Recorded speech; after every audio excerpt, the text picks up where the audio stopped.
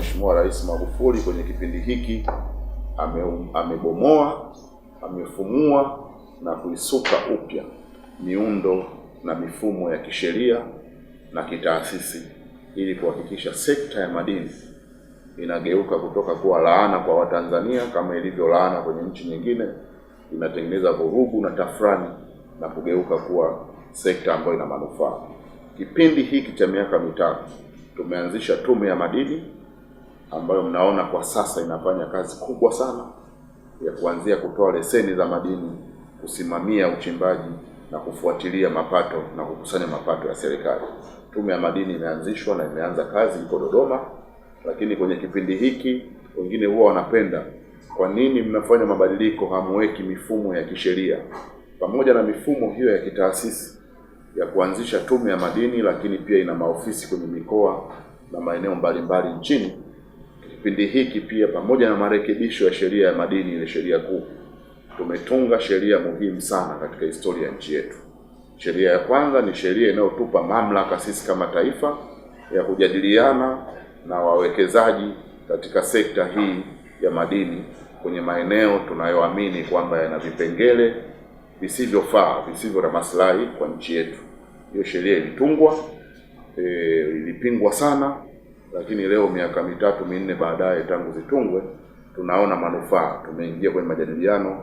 Mfano wa Barrick ni mfano hai na mujarabu kabisa kwa kuonyesha kwamba pale ambapo kuna vipengele vina changamoto, tutazungumza na wenzetu wawekezaji kuviboresha kwa manufaa ya pande zote mbili, na mkataba wa Barrick ni mfano wa mafanikio ya hiyo sheria iliyotungwa mwaka 2017.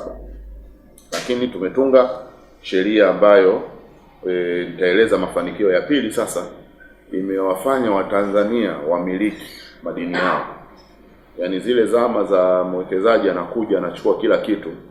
Sasa kwa sheria zile za mwaka 2017 tumeanza sisi Watanzania kuwa sehemu ya wamiliki. Na ukija sasa kwenye fanikio hilo utaona kwamba sasa hivi kwa mfano wa kampuni ya Twiga Mineral, Watanzania ni wamiliki, sio waangaliaji na wala wafanyakazi na vibarua tu.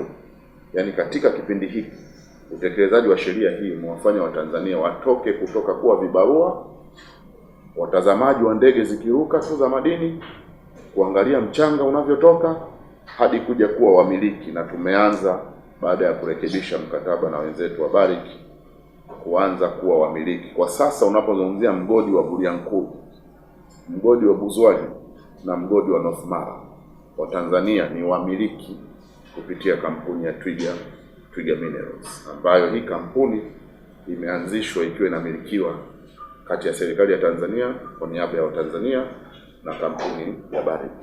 Kwa hiyo sisi si tu watazamaji, tumo ndani kwenye management, tumo ndani kwenye bodi, na kwa muktadha huo tuna nafasi ya kuona nini kinafanyika na kusimamia maslahi ya taifa. Haya ni mabadiliko makubwa, ni muhimu sana katika nchi yetu kuliko chochote, na mnafahamu tulikotoka. Wako watu walitisha, mkigusa tu Barrick hamtafanikiwa chochote. Tukaambiwa sisi kuna kitu kinaitwa miga. Niko hapa kusisitiza tena, jambo hili lina nia njema kwa Watanzania. Kwa hiyo hakuna miga wala mwiba, hili limekwisha. Watanzania leo ni wamiliki wa madini, na tutaendelea kurekebisha mikataba mingine kwa kuzungumza na wenzetu wawekezaji kwa nia njema. Lakini kama mnavyofahamu, ile sheria kwa mikataba mipya yote ijayo, huu ndio utakuwa mfumo na hii ndio modo ya leo. Huje hapa kuchukua madini yetu, sisi tutakuwa pamoja na wewe. Kwa hiyo leo ukisikia makinikia yakiruhusiwa kusafirishwa, sio kama zamani. Kuna kipindi mliniuliza mbona kuna makinikia tunasikia yatasafirishwa.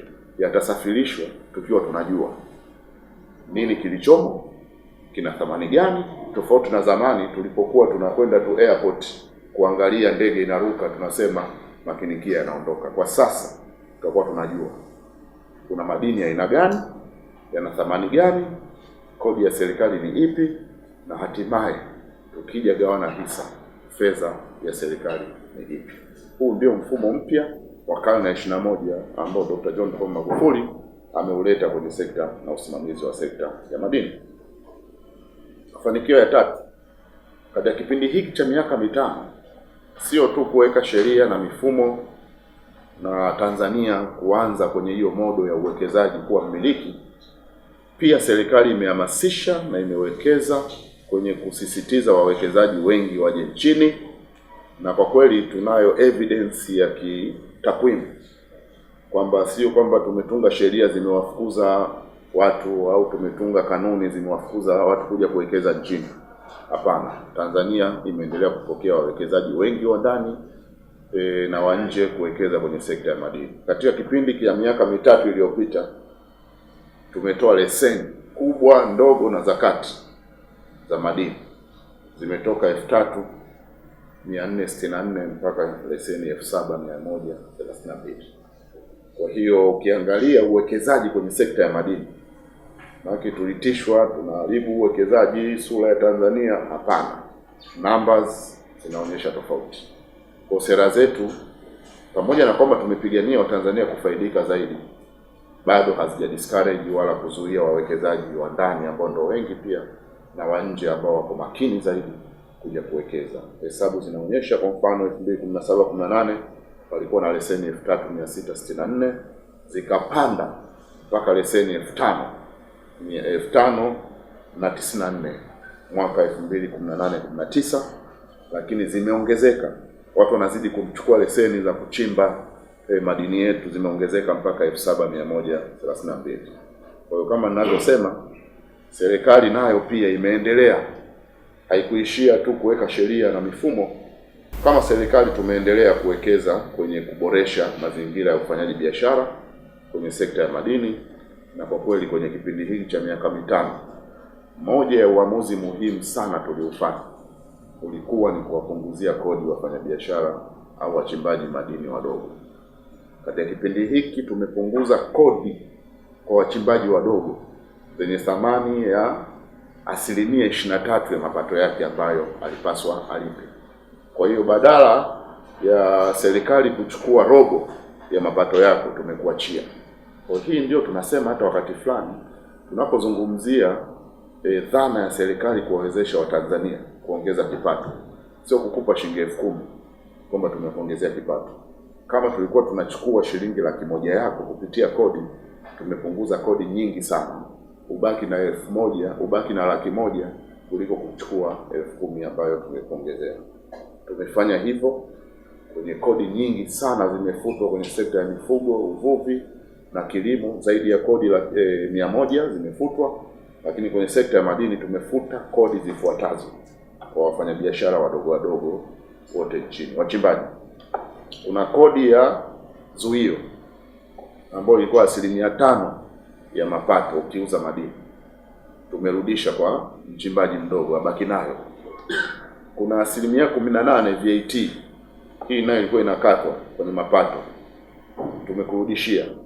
Kwa hiyo tumewaongezea uwezo wananchi wetu wachimbaji hawa wadogo kuwa na kipato zaidi.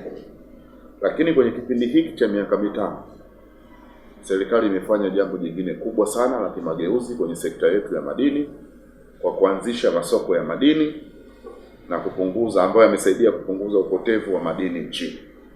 Wale mnaofahamu tulikotoka huko, mtu anachimba madini, na nitakujaeleza kisa na mkasa wa Bwana Leza au Saniniu Leza, mchimbaji yule wa kule Mererani. Katika zama zile ambazo hakuna masoko, hakuna mifumo ya ulinzi, Mzee Leza asingeweza leo kuwa shujaa wa dunia, shujaa wa Tanzania kwenye Tanzanite, kwa sababu yale madini sijui kingetokea nini, lakini yani isingekuwa historia, tusingejua hata yupo. Lakini kipindi hiki ambapo serikali imewekeza kwenye mifumo ya uwazi, masoko 31 ya madini yameanzishwa na kuna vituo vidogo vidogo kwenye ngazi ya wilaya na chini ya wilaya 39 vimeanzishwa. Hivi vimetoa urasmi wa mfanyabiashara anayechimba madini yake kwenda kuuza sehemu kwa uwazi, sehemu inayosimamiwa na serikali, kuna ulinzi na usalama, lakini unapata thamani ya madini yako kwa bei ya soko ya dunia ya siku hiyo. wale ambao mlipata fursa ya kutembelea hivi vituo vya madini vya uuzaji haya masoko, mtajionea. Ukipeleka madini yako pale pale, serikali, afisa yule wa serikali anakuonyesha wa kutoka Tume ya Madini anakuonyesha thamani, kama ni gold, kama ni tanzanite kwenye soko la dunia kwa wakati huo ni kiasi gani, unapigiwa hesabu zako. Kwa hiyo Watanzania sasa kupitia masoko ya madini si tu wamepata sehemu ya kuuza madini yao, lakini kwa bei stahiki, sio bei ya kwenda kulaliwa na madalali. Kwa hiyo hii serikali imetekeleza. Masoko hayo 31 yako kazini na kuna vituo vingine vidogo vidogo 39 vinafanya hiyo kazi. Wale ambao wameamua kutumia mifumo hii wamefaidika sana, lakini niendelee kuwasisitiza Watanzania wachache wanaojaribu kukwepa, serikali inafuatilia. Na mimi ningedhani kwa maana ya kila mtu kuchangia kwenye maendeleo ya nchi yetu, ni muhimu sana wafanya biashara, wachimbaji wa madini, wadogo, wakubwa, tutumie mifumo hii rasmi ya masoko kwa ajili ya kuuza na kuifanya serikali ipate mapato yake. Sasa nilitaka nitoe mifano tu michache ya mafanikio ya serikali kuanzisha masoko ya madini ili tuelewane kwamba tunapozungumzia haya yalikuwa ni mageuzi. Tuelewane, yalikuwa ni mageuzi kweli kweli. Serikali kabla haijaanzisha soko la madini la Geita miaka 2-3 iliyopita, mapato ya soko la mapato ya mkoa wa Geita, na mnafahamu Geita ndio place of gold, ndio mkoa wenye dhahabu nyingi sana nchini. Mkoa wa Geita kabla ya masoko kuonyesha kwamba nchi yetu kumbe ilikuwa inapoteza madini mengi sana, yanaenda kwenye masoko huko dark markets, yanatoroshwa. Wao wenyewe wanaotorosha wanaishi maisha ya kosa uhakika na usalama. Bei unapewa ndogo unakoenda kuuza kwa sababu ni uchochoroni, lakini pia kwa kutorosha serikali ilikuwa inakosa mapato. Sasa baada ya udhibiti huu wa kuanzisha masoko, kwa mfano wa soko la Geita, kabla ya masoko ya madini kwa mwaka tulikuwa tunaingiza au tunapata mapato ya milioni 878. Lakini baada ya kuanzisha mfumo huu wa masoko na uwazi, mapato yamepanda mpaka bilioni 2.6. Kwa hiyo unaweza ukaona namna ambavyo kiwango cha fedha za Watanzania iliyokuwa inapotea. Na hii ni mapato ya serikali, zile kodi tunazokata kutoka milioni 800 mpaka bilioni 2.6, na huo ni mkoa mmoja. Nimesema tuna masoko 31, tuna masoko 31 na vituo vingine 39. Hivi vyote visingekuwepo kwa maono na ubunifu wa mzee wetu Dr. John Pombe Magufuli, hiki ndio kiwango ambacho tungekuwa tunapoteza. Geita ni mfano hai kwamba maono na utekelezaji wa masoko ya madini utaendelea kuwa mkombozi sana katika nchi yetu kuelekea azma yetu ya kujitegemea. Tuna mfano mwingine wa soko la dhahabu Chunya. Wao kabla ya soko walikuwa wanapata wastani wa milioni 94. Yaani mapato ambayo serikali inapata kwa mwaka ni wastani wa milioni 94. Soko limeanzishwa, uwazi upo, madini yanapelekwa, yanahesabiwa, thamani inajulikana. Sasa hivi serikali imefika kupata bilioni 1.2 kwa soko moja la Chunya. Sasa haya tunaposema ni mageuzi kweli kweli. Na unapowasikia watu wengine hawaelewi hata kilichofanyika, unaweza kuelewa. Huwezi kuelewa vitu vigumu na vikubwa kama hivi, lakini tunashukuru Watanzania wanaelewa, kwa sababu wako Watanzania ambao walitutisha, walipambana wakihakikisha kwamba hiki ambacho tunataka kukifanya kwenye sekta hizi za madini hakifanyiki. Wako Watanzania ambao walitamani haya mambo ya mageuzi yasifanyike, tubaki kule kule, tunaibiwa, tunapoteza mapato. Sasa hao tuendelee kuwaombea tu wayaone mafanikio haya yanayotokana na utekelezaji na maono ya serikali. Jambo kubwa jingine kwenye sekta ya madini tumelizungumza sana, lakini leo tuendelee kumshukuru Mwenyezi Mungu kwa hiki kisa cha mchimbaji mdogo Bwana Saniniu Laizer ambaye tarehe 24 Juni mwaka huu alishangaza dunia baada ya kuiuzia serikali madini ya Tanzanite yenye uzito wa kilo 9, na baadaye akapata jiwe la kilo 5, na baadaye akapata jiwe jingine la kilo 6. Kwa hiyo mwanzo kwa lile jiwe la kilo 9 na 5, na serikali ilipoamua kununua Tanzanite amelipwa bilioni 7.74, lakini pale Agosti alipopata juzi hapa Agosti 3 alipopata jiwe la 3, tumenunua madini yake kwa thamani ya bilioni 4 na milioni 800. Kwa bwana Saniniu ana zaidi ya bilioni 10. Lakini kisa hiki cha Saniniu kinaturudisha nyuma tena. Ni mafanikio ya maono na kiukweli nia njema na kiukweli utekelezaji wa serikali ya awamu ya 5. Ukuta wa Mererani usingejengwa. Ninyi wote mnafahamu zama za wana Apollo. Huwezi kutoka Mererani na jiwe la bilioni 4-5. Lakini vile vile ni kupitia ujenzi wa ukuta wa Mererani pamekuwa na usalama eneo la Mererani, lakini tumeweka kituo pale pia cha kupima na kuthaminisha madini. Huenda haya madini mzee Saniniu angeenda huko sokoni kwingine angepunjwa bei, angelaliwa bei, lakini amepata bei halisi kwa mujibu wa soko la dunia la siku hizo ambazo alikwenda kuuza madini. Na serikali kwa kipindi hichi chote cha madini haya mawe matatu tu ya Saniniu imeshaingiza milioni 881 kama kodi. Kwa hiyo ni mafanikio ambayo yanatuonyesha Saniniu Laser ni mfano wa Watanzania wengi ambao wameendelea kunufaika na kufaidika na maboresho ya mifumo na sera katika sekta ya madini. Kwa kifupi tunaweza tukasema sekta ya madini imekuwa na itaendelea kuwa mkombozi sana kwenye nchi yetu, na sisi serikali tutaendelea kuisimamia, tutaendelea kuwekeza. Wale ambao hawataki kuona maboresho haya na mafanikio yao tuendelee kuwaombea, kwa sababu takwimu na uhalisia wa mafanikio viko wazi na kila mwenye macho anaona. Ukiacha kisa cha Saniniu eneo la Mererani, nimetaka kidogo hapo kueleza Watanzania mambo machache yaliyobadilika pale Mererani pia baada ya serikali kujenga ukuta.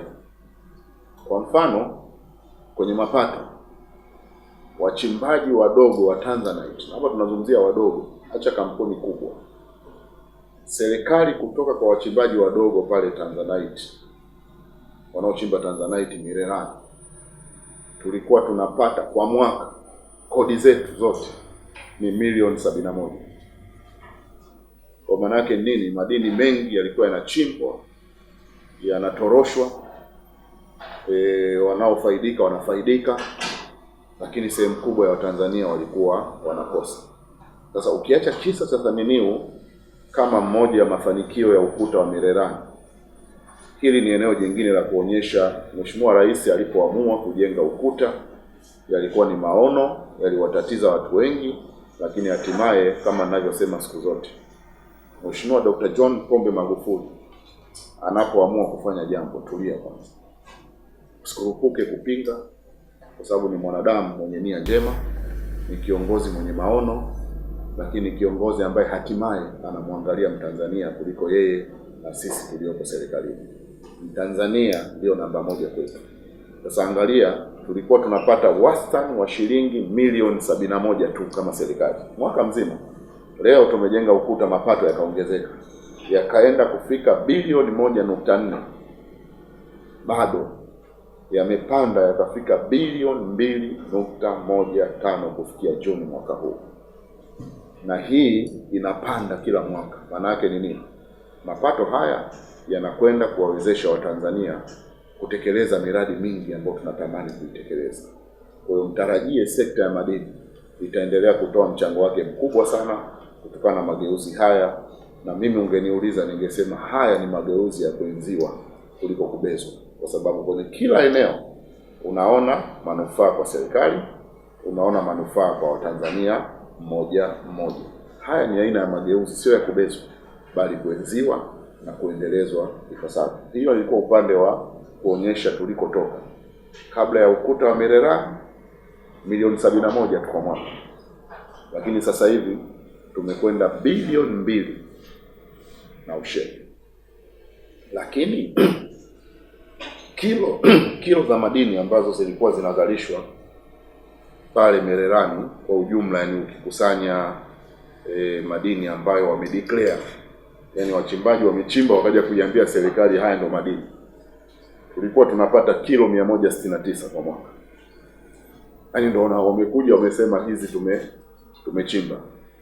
Idadi ya hizo kilo kwa sababu ya uwazi wa ule ukuta, usalama, imepanda kwenda kilo 781 mwaka juzi, na kufikia Juni mwaka huu madini ambayo yamekuwa declared, yani watu wamekuja hawana namna, yamefika tani 2.772, yani ni kilo 2272 kutoka kilo 164.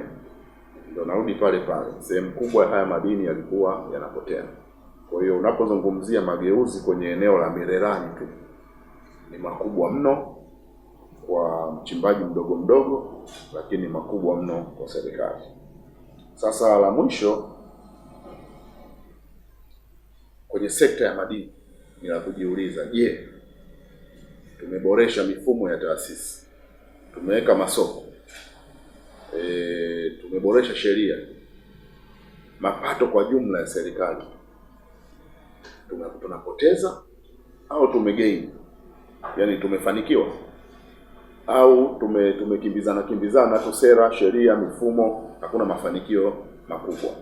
Niko hapa kwa niaba ya serikali kuwasisitizia Watanzania, kama kuna eneo limelipa kwenye mageuzi yetu kwa umoja wetu kama Watanzania mkiongozwa na serikali ya Dr. John Pombe Magufuli, kama kuna eneo limelipa na limetusaidia na litatusaidia kuelekea Tanzania inayojitegemea, basi ni sekta ya madini. Mapato ya sekta ya madini kwenye kipindi hiki cha miaka mitano, kwa sababu hii ya mageuzi mbalimbali, yameongezeka kwa zaidi ya mara 4 kama ifuatavyo. Mwaka 2014-15 tulikusanya bilioni 168, miaka mitano iliyopita. Bilioni 168.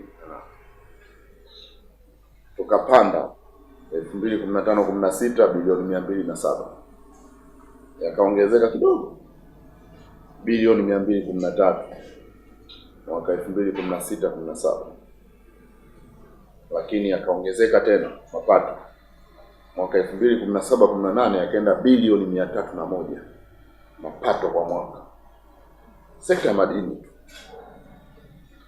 Mwaka 2018-19 yakapanda kwenda bilioni 346, na mwaka huu 19-20, yani mpaka Juni, tuliweka lengo kwamba tunataka tukusanye madini, yani thamani ya fedha inayotokana na madini. Tuliweka lengo kubwa sana na tulikuwa tunaulizana serikalini tutalitimiza. Tulipanga kukusanya bilioni 470 kwa mwaka ulioishia Juni. Sasa kufikia tarehe 30 Juni, nisikilizeni vizuri, serikali yetu imevunja rekodi yake. Imevunja rekodi si tu ya ukusanyaji wa madini, lakini pia tumevunja rekodi ya kile tulichokipanga kwa mwaka huo wa fedha. Kutoka lengo la bilioni 470 tumekwenda kukusanya mapato ya bilioni 528. Si kama tunaelewana vizuri. Lengo ambalo lilikuwa kubwa bilioni 470, lakini tumekwenda bilioni 528.